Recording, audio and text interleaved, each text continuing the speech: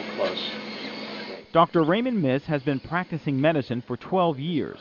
So we're coming down. See the triangulation stipula? Yes. It's called the transverse colon. He's performed more than 6,000 surgical procedures in the past 3 years. Procedure is colonoscopy with random biopsies. But what makes this gastroenterologist unique is that he's partially deaf and legally blind. It's silly. I could do a colonoscopy, take a polyp out of your colon.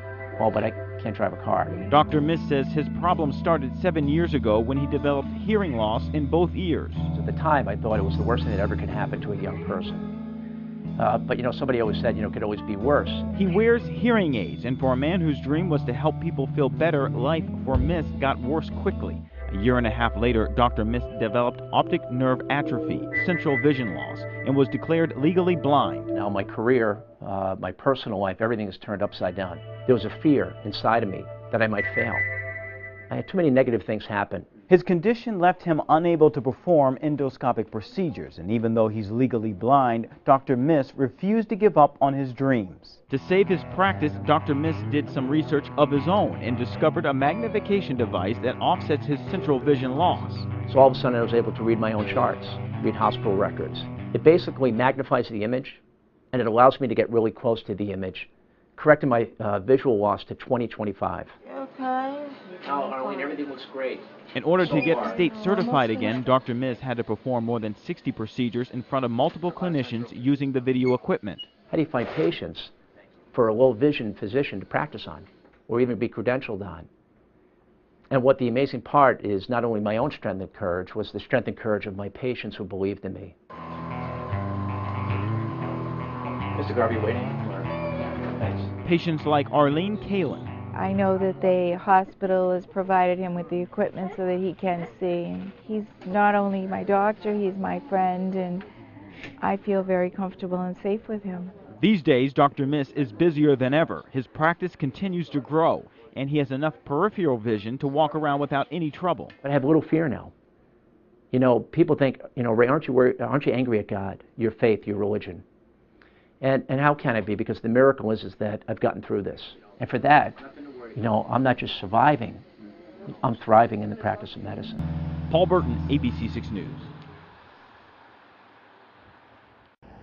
Fall River Police and federal agents make a major bust today, cracking down on gang activity. I'm Parker Gavigan. We'll have that story coming up.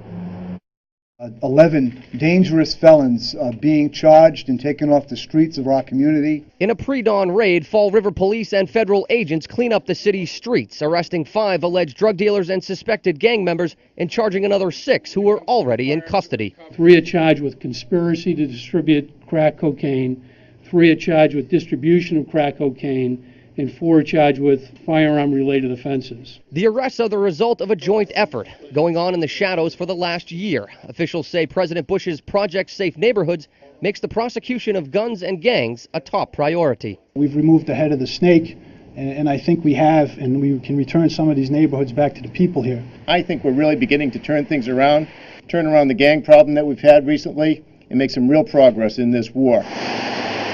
Those who live and work in the city say Friday's arrests are a step in the right direction. I think it's very much of a plus that the government as well as the state and local officials are getting involved in getting these people off the street. It's a good thing, very good thing. I'm proud of the guys. They don't keep up the good work. Some have just had enough of the gang violence. They just don't care, they could be an innocent bystander, and if they want to get initiated into a gang, they'll shoot you. Police say they still need your help finding Jerome Davis, Maximum Mashashi, and Angel Peralta. Call the Fall River Police with any information.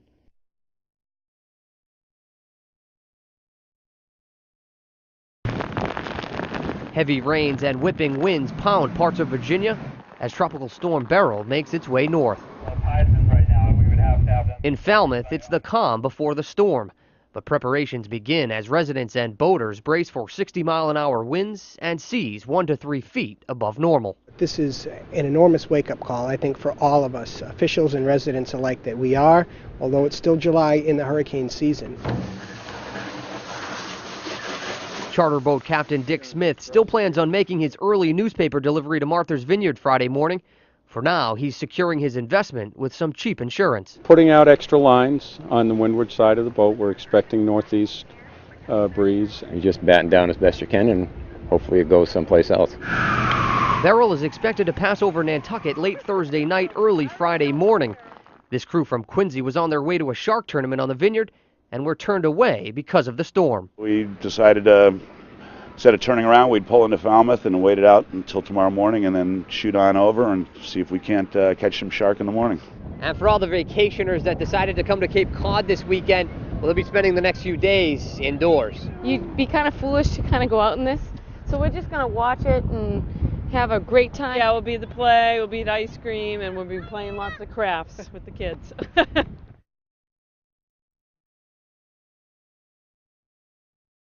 This is for stiffness. This is for the burning pain. Rhonda O'Donnell takes more than a dozen pills a day, mostly all of them for pain. I do take medications for it. I'm not saying pharmaceuticals don't help, but they don't take care of it all the way. She was diagnosed with multiple sclerosis 11 years ago.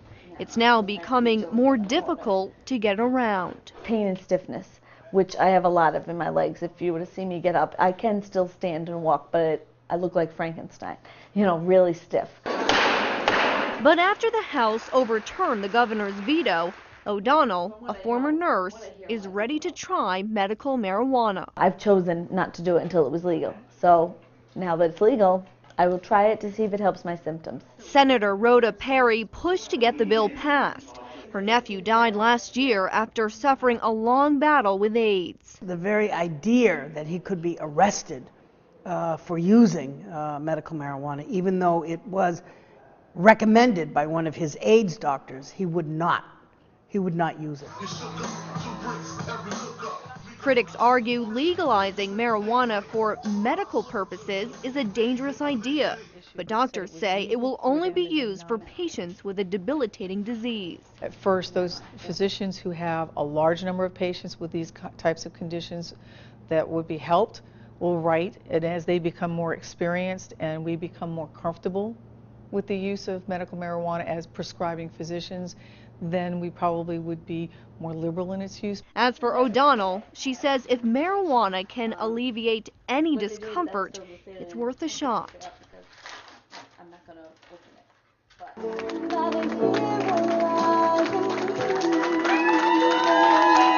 Dartmouth police officer David Mello is truly a hero, and tonight he took center stage as hundreds of his closest friends, colleagues, and family came to kiss, shed a tear, and show their love for a man who gave all he has for the community he loves. I mean, all these people are here for you, and they love you very much. This is such an incredible... He loves them too. You hear that, you guys? He loves you too. Last November, the 12-year veteran was on his way home after a shift change and was returning back to work when his cruiser collided with another car. The accident left him paralyzed from the neck down. He is on constant life support and under nurse's care for most of the time. His family's doing a wonderful job of taking care of him. His spirits are really good. On Tuesday, the entire Dartmouth community came together to raise money for the family's medical bills. This would be pretty hard to get through without everybody. Are you surprised at the amount of people here tonight? No, not at all, because they know Dave. Although paralyzed and dependent upon a ventilator, nothing could keep Dave away from his special night. And that's the biggest thing. This is for Dave. Yeah, he couldn't get by without their prayers. We'll keep praying for you, big guy. God bless you. Officer Mello, you are a hero to all. In Dartmouth, Paul Burton, ABC 6 News.